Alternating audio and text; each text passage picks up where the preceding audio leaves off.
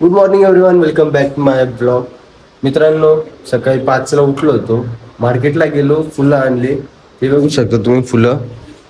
आता गुलाबाचा हार बनवतोय. तर ऑर्डर तर आपल्याला डेली चालूच राहते. हा बघा काय करतोय.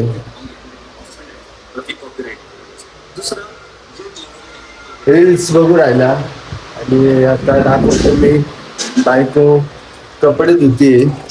हे बघा बुट धुते. किती काळजी माझे सूट धुते. तिच्याकडे तिने धुतलं की नसतील. आता हार बनवतो आणि दुकानावर जातो. खूप काम पेंडिंग आहे.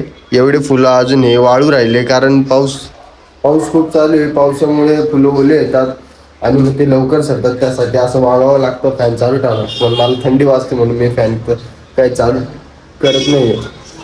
बाहेरचं वातावरण बघू शकता, थोडं ऊन पडलेलं आहे पण ढगाळ वातावरण, मध्येच ऊन येतो मध्येच पाऊस येतो, सारखं असंच चालू आहे. तर काहीच आता मला दुकानावर जायचं आहे. पटकन तयारी करतो आणि दुकानावर जातो. मित्रांनो, हार बनवत होतो. हार बनवून रेडी झालाय, बघू शकता किती मस्त फिनिशिंग आहे. लांबून दाखवतो तुम्हाला. त्याला गोंडा लावायचं बाकी आहे, गोंडा लावतो. आणि अजून एक झेंडूच्या हाराची पण ऑर्डर आहे, ती पण एक कम्प्लीट करून घेतो, मग दुकानावर जाणार आहे. हे रडू नको, डोळे काढ. चांगले सांभाळा. शिशी केली तू? काय लडकी त्याची शिशी केली तू? हे बाय शी.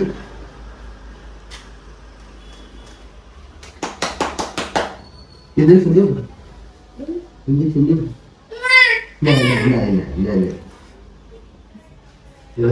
दीदीला देऊ ना.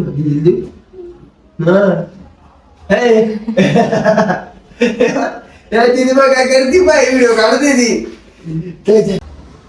झेंडूचा हार बनून पण रेडी झालाय, बघू शकता तुम्ही. हे बघा क्वालिटी बघा. तर हे हार बनवायला मिनिमम मला 1 ते 1.5 तास लागतो आणि जर फास्ट बनवलं तर 1 तासात पण होऊन जातो.